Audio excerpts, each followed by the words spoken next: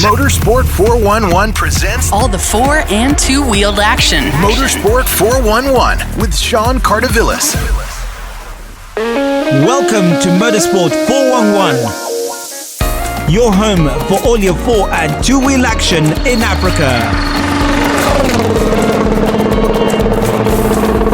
This is a special series on the 2022 Safari Rally, where we will showcase the latest and the very best of this jewel in the crown of global rallying. The great Kenyan experience in Africa, arguably the toughest rally in the world.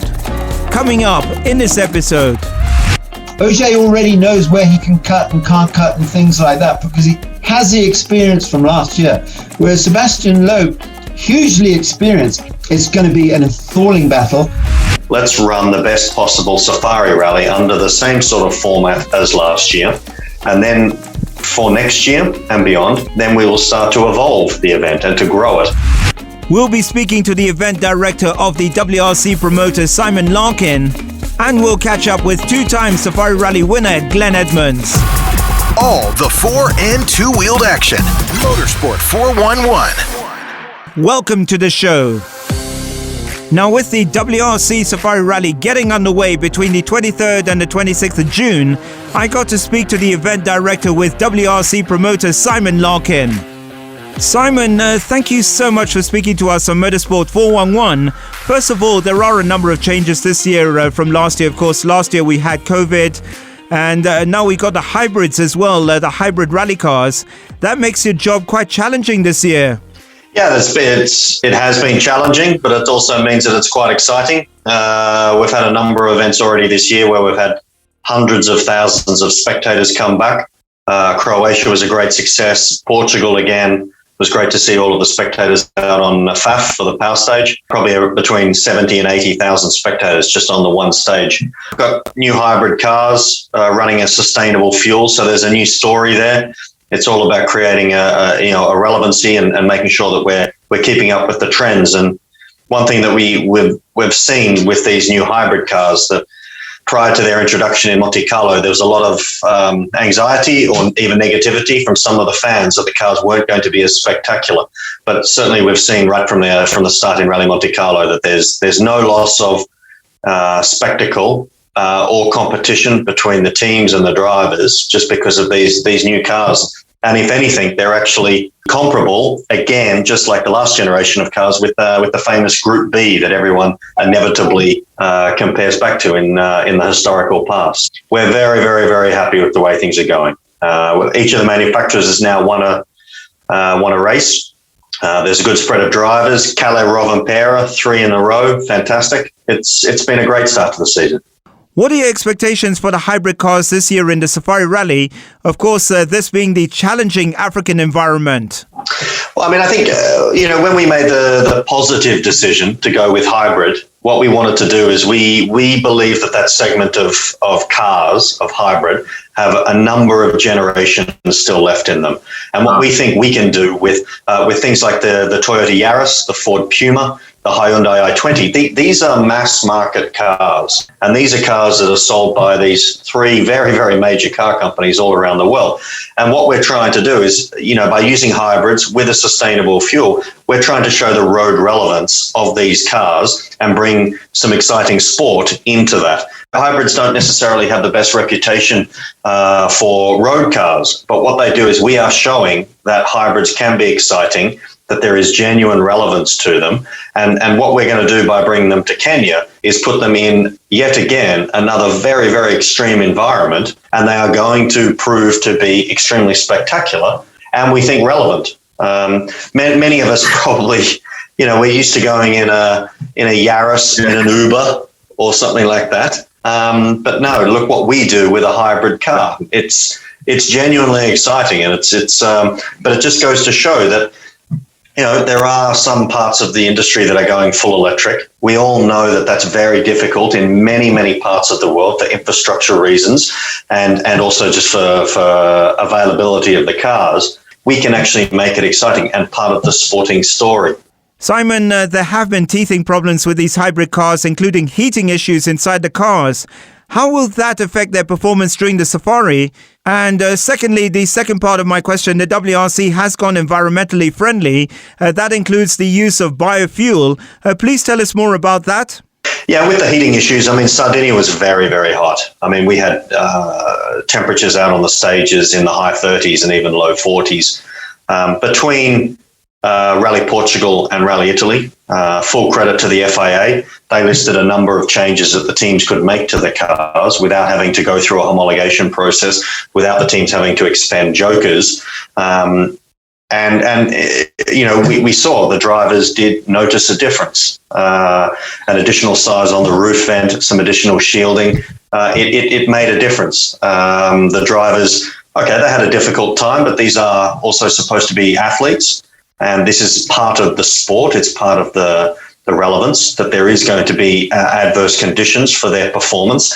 And this is why they're the extremely fit people that they are. And we saw that those changes made a big difference. And we're certain that with some additional changes, again, which are available to the teams to do, there's no additional work. All the teams have made certain plannings or implementations in their car, maybe a little bit too far in the performance of the car, not necessarily in the performance of the driver. And there were some very clear things set out by the FIA that made some changes there. And it showed a big difference because the temperatures were very high. I'm not sure we're going to see in Kenya temperatures that were as high as they were in Sardinia. If we do, fantastic. We also wouldn't mind seeing a spot of rain. We saw a little bit of it last year, but maybe a little bit more. We didn't quite get all of those iconic pictures of Safari in the past in the first edition. We got very close, but maybe that can be 2022. So no, we think the way the cars are evolving is absolutely in the right direction, and I think everyone agrees with that. But with the sustainability, I mean, the fuel is a critical part. It's a process that we went through since 2018 to find the right partner and the right sort of fuel that we can use. It is fully sustainable. We haven't seen any kind of performance drop off at all. And we think that's a clear message that this is something that can happen and can move into a mass market or retail situation for road cars. We're quite pleased that we were the first World Championship to introduce the sustainable fuel when we started in Monte Carlo. It is a point of pride, and it's something that we're keen to roll out. Every single four-wheel drive car entered in the World Rally Championship is running on a sustainable fuel, the entire field. It's fantastic, and it's got a good story. We think there's actually more of that story that we need to make. But so far, we're very happy with the performance. So far, we're not aware of any major technical issues associated with the fuel. Simon, can you tell us what happens between the events and when the personnel arrive in the country? Yeah, the teams, we had a busy and difficult schedule with a very short time frame between Rally Portugal and Rally Italia Sardinia. So the teams hurried to get home early last week to get home from Sardinia. The cars were then rebuilt. Most of them take 3, 4, 5 days, depending on the amount of damage they may have inflicted in the previous event. Most of those cars will fly towards the end of this week, along with some other essential air freight. And for most of us, it rely very heavily on sea freight for a lot of our equipment. We all have a duplicate set of equipment compared to what we use in Europe. That all left Europe at the start of April and arrived in Mombasa in sort of mid to late May. And all of that, those containers should be delivered to the service park at the Kenya Wildlife Service Training Facility later this week.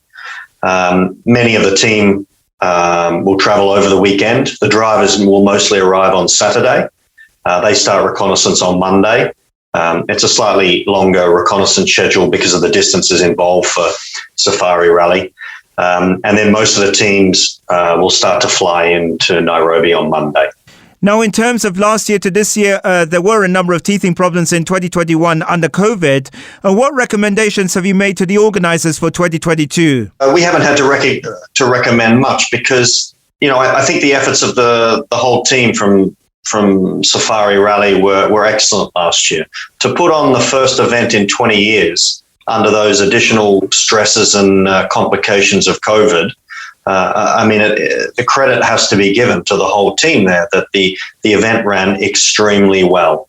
And one thing that we've said to ourselves, the FIA, and even some of the teams have said to the team there in Kenya, is that this year should be a little bit more of a foundation year. Last year went very well. This year is an opportunity to slightly improve on the little things that maybe are a little bit more difficult to do last year under the additional pressures. The pressures because of COVID were immense. There was a lot of control that had to be implemented, a huge amount of administration, which takes up a lot of time and a lot of people's attention. And, it went well. This is about a consolidation year. Let's run the best possible safari rally under the same sort of format as last year. And then for next year and beyond, then we will start to evolve the event and to grow it. This is all about doing every single little thing better than last year. That's it. And we're absolutely certain that they will. We've had one of our staff members down there for a couple of weeks already working within the organisation. There are a number that actually fly out again today. There are some people from Motorsport UK, again, joining to help advise. And where they are there as advisors, it's not that these people are coming down to do the job. The competence of the organisation down there has never been questioned, and it's not now. Simon, the Rally 1 category is very competitive this year with 12 entries. You must be pleased. Yeah, I think the fact that both Sebastian Loeb and Sebastian Ogier are doing limited programs this year and that they've chosen very clearly, and okay, it may not have been public, but we know that it was their ambition from a long time ago to come to Kenya, just goes to show the significance. Everyone wants to win a safari rally, just as everyone wants to win a Rally Finland or a Rally Monte Carlo.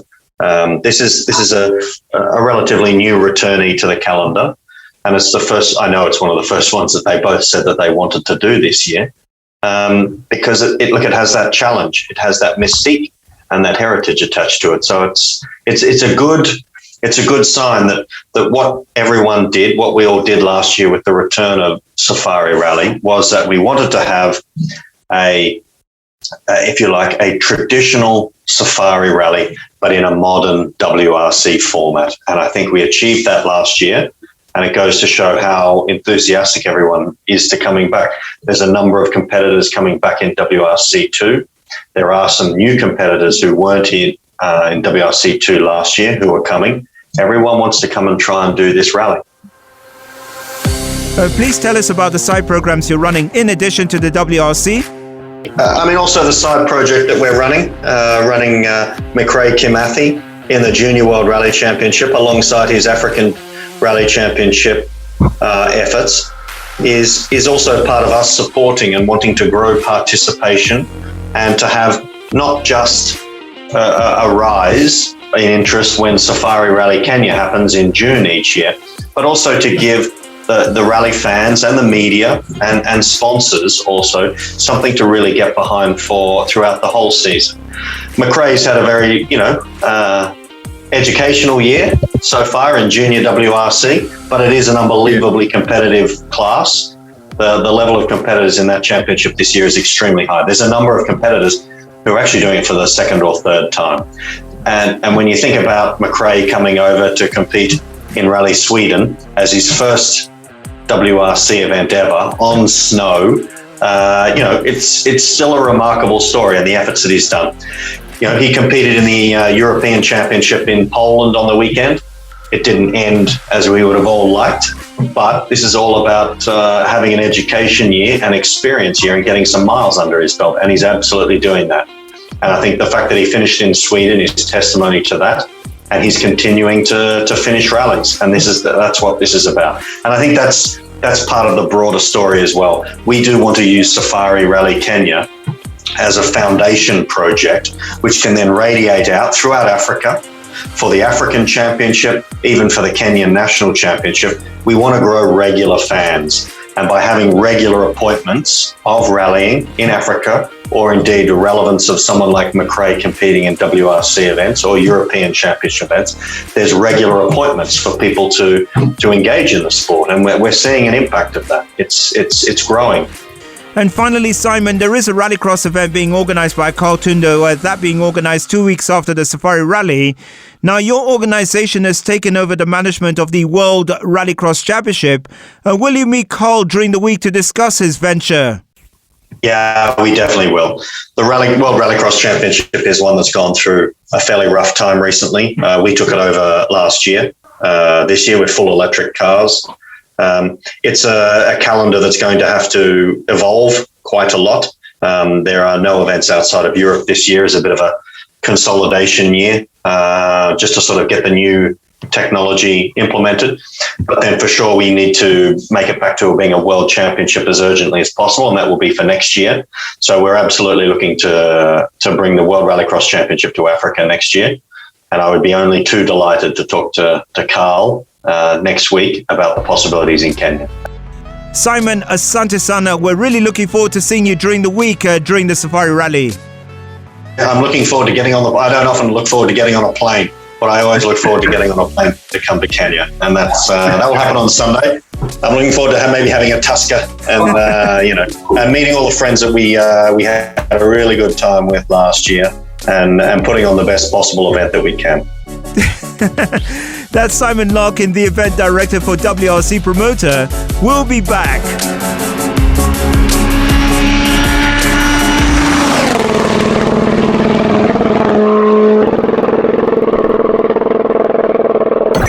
Motorsports 411. So welcome back. As we mentioned, the WRC Safari Rally is on during the week between the 23rd and the 26th of June.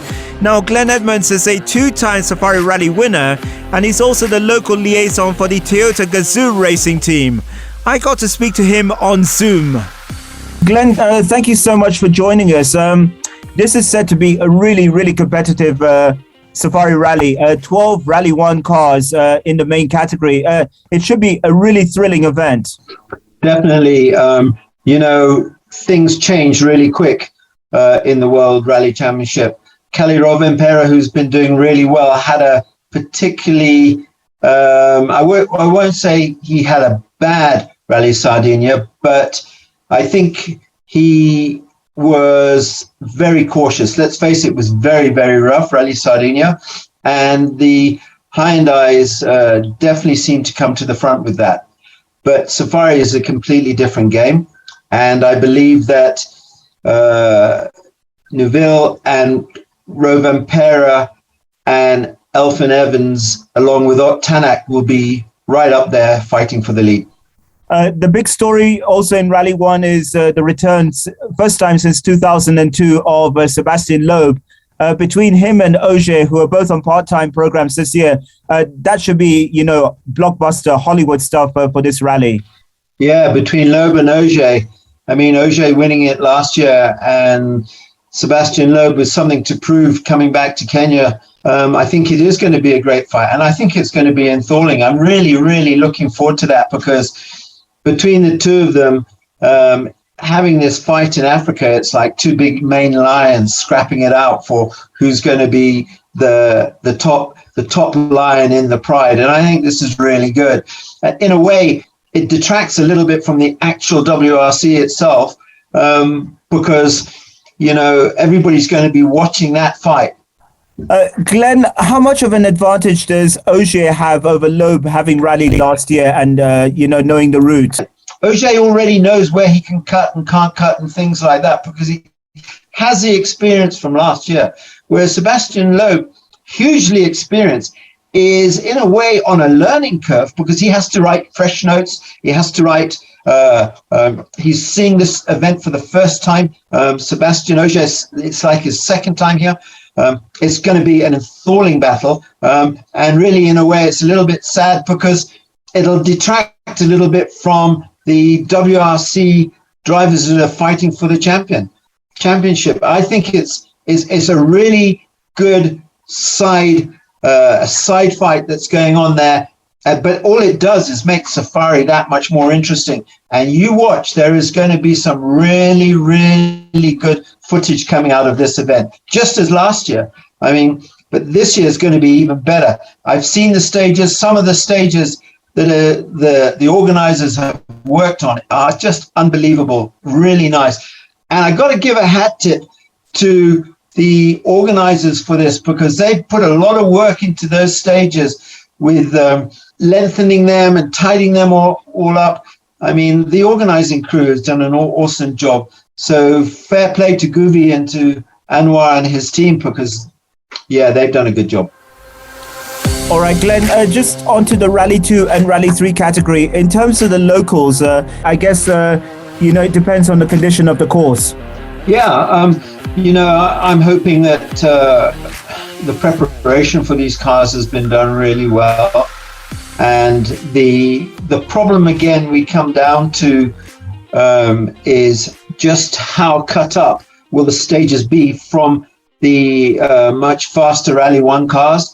As we know, the more runs and passes over the stages, but the rougher they get, the deeper the ruts. The ruts build up get deep so quickly with the Rally 1 cars going through them with all that power. And these little Rally 3 cars don't have the clearance. And, there's a lot of the times there can be rocks in the ruts. And it all depends on your experience in those areas and how much experience you've got rallying in Kenya. I think for Maxine, her best bet is not to get caught in a fight with the other Rally 3 cars, but to drive her own event and keep out of the ruts, make sure she doesn't do anything silly and hit a rock or something like that, and just keep the car going in a straight line. Once she's able to do that, I'm sure that she'll be able to get a good result. Of course, it all depends with her as well on who's giving her sort of advice, things like that. And it's just so important about the people that she's got around her. And the other guys are already have done the safari before in those cars, so they understand them. But it's a new learning curve for her. Glenn, on Rally 2, it's a transition year. We don't have Flash, we don't have Onka. We've got Akif Virani, and Karan Patel really is our top driver at the moment. How do you expect, particularly Karan, to do in this event? Akif also had quite a solid event last year as well. For the Kenyan drivers, they've got good experience here, and they've done the safari before on these roads. They've also done the Equator Rally, so they've got a good experience there. I mean, I'm hoping that they don't try and get into a fight with the guys in front of them. Reliability is key. Provided they keep it clean, they'll have a good chance of getting a result in that class. But remember, you've got some very, very experienced drivers in this class anyway. With Prokop, that guy's been around a long time in that car, and he's done several safaris. He's almost, as good as the drivers in the RC1 category. It surprised me, to be honest, that Prokop hasn't made that step up to RC1. But for the Kenyan drivers, they just need to keep it clean, stay out of the holes, don't do anything silly, no punctures, use their experience. They've got it. They understand how to rally in this country. Use their experience. Don't take any chances, and keep the car, in one piece. The problem comes is when you're dragging the car because you've got a problem, or you've had a puncture in the previous stage, or even on some of the long transport sections, because there's one very long transport section to get to the first stage, which is quite rough. We used it in the Classic, and it's very easy to pick up a puncture there and carry it all the way through. So they need to be a little bit aware of what's going on around them, and just be conscious that this is for them. As long as they're able to get it to the end, the result will come. If they start pushing too hard, and they break the car and they give their service crew a big job at the end of the day or at the service points, that's when things can easily go wrong for them. So if it was for me, I would survive day 1 and survive day 2, see where you are on day 3, see who's left around you and who's in front of you, and then work it from there. But just survive those first 2 days. Glen, thank you so much. It's fascinating stuff you've told us. We really appreciate it. As always, your experience comes into this when you're talking. Thanks so much. You're very welcome. And, I wish the Kenyans the best of luck. And as you know, I'll be working for Toyota. So I am a little bit biased there. But ultimately, it's going to be a great event. I'll see you down there, Sean. Come and find us. We'll have a chat. That's the 2-time Safari Rally winner, Glen Edmunds, speaking to us on Zoom. Glen, of course, will be at the Safari Rally as the local liaison for the Toyota Gazoo Racing team. We'll be back. Motorsports 411 with Sean Cardovillis. So our thanks once again to Simon Larkin, the event director for WRC Promoter, and 2-time Safari Rally winner, Glen Edmunds. Our thanks as always to Big City Studio. I'm Sean Cardovillis. See you at the Safari Rally.